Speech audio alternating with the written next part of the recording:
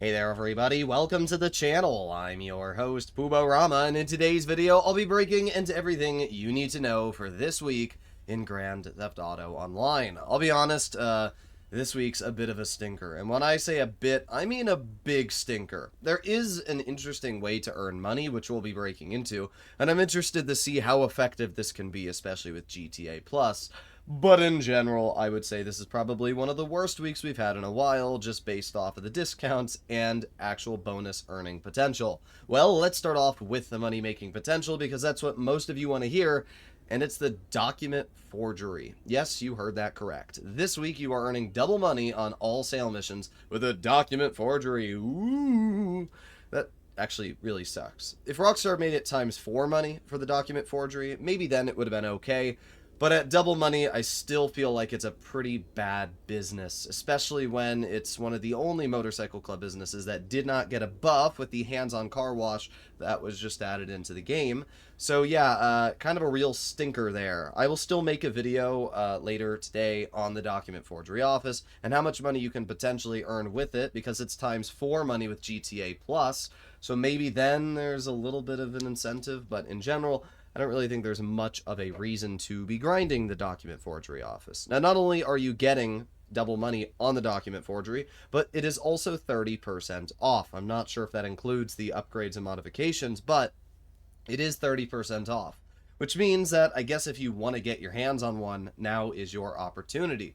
No, getting a document forgery office will not earn you more money in the nightclub, but it will earn you more money at the hands-on car wash, which is nice, and it will also save you a little bit of money when claiming vehicles through the salvage yard robberies. Instead of paying $20,000, you pay $10,000. Apart from that, yeah, the document forgery office is one of the worst ways to make money in the game, so I don't really consider it to be very good. But hey, we'll find out, and you guys can let me know in the comments. Apart from that, we have times 2 or times 4 money, depending on if you have GTA Plus for Judgment Day. We have Halloween Community Series, which are times 2 money, and taxi work. Yeah, not even times 4 money on taxi work, times 2.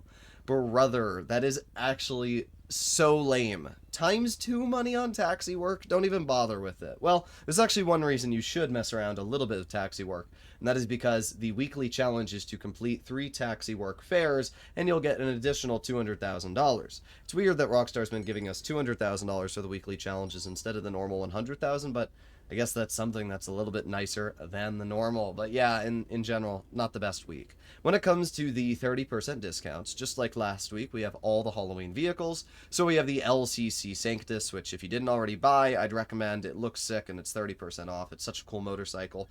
And then we have the Frankenstein, such a weird, kind of, I don't even know what this is. Looks like the Addams Family vehicle. But either way, it's a cool, weird muscle looking vehicle. Get it if you want it. We have the Romero hearse, which is kind of a waste of money. We have the Lurcher, which is a cool muscle car with a Halloween livery. We have the Rat Rod, which is normally removed, so if you wanted to get it, you can get it this week. But that's it.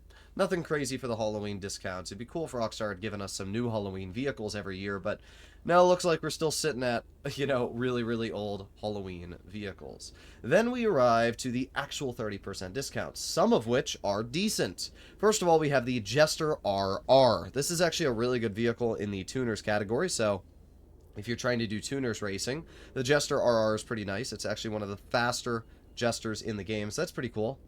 We also have the Grotti Atali GTO. If you don't own the Atali GTO, this is by far the best car to get this week. It is not only one of the fastest non-HSW sports cars in the game, but it still features like the best lap time in the game in the sports category. It's actually insane how good this car is. It's got great customization. It looks amazing.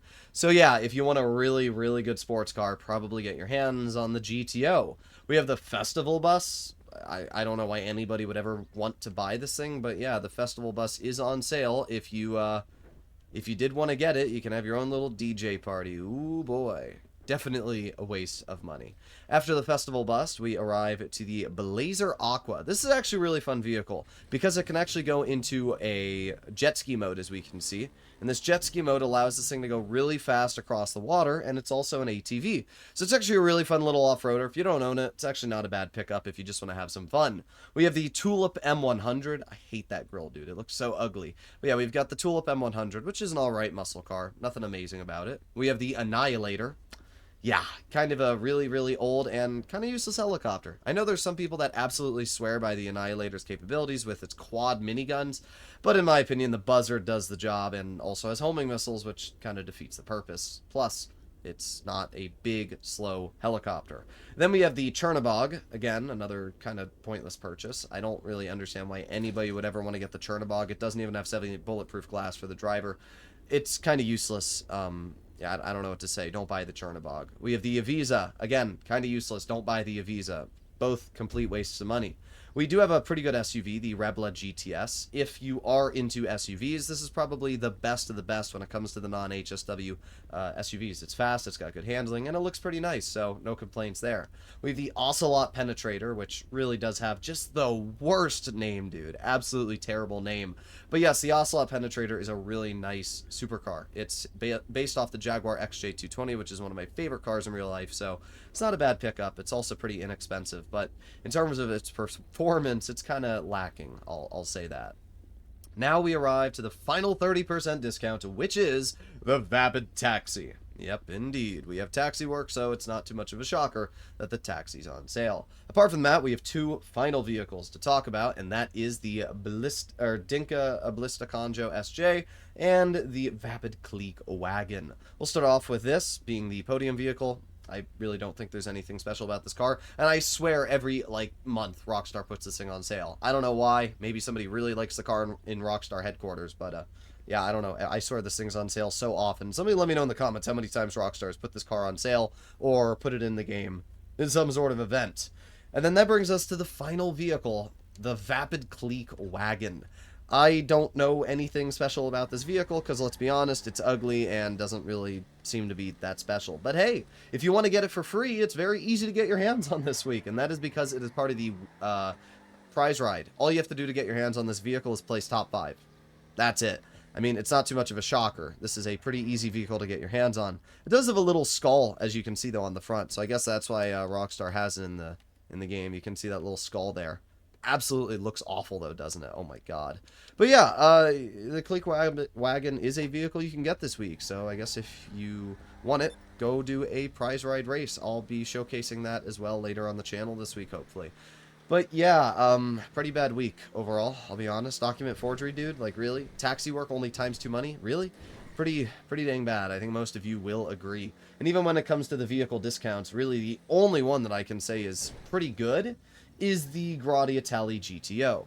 So, yeah, I'd recommend to get the Itali GTO and get your hands on a document forgery office just so you can get your extra income for the hands-on car wash, and so you can also get your hands on discounted purchase price for the salvage yard. Apart from that, I really don't think there's anything else to talk about. Hopefully you enjoyed the video. I'll see you all in the next one.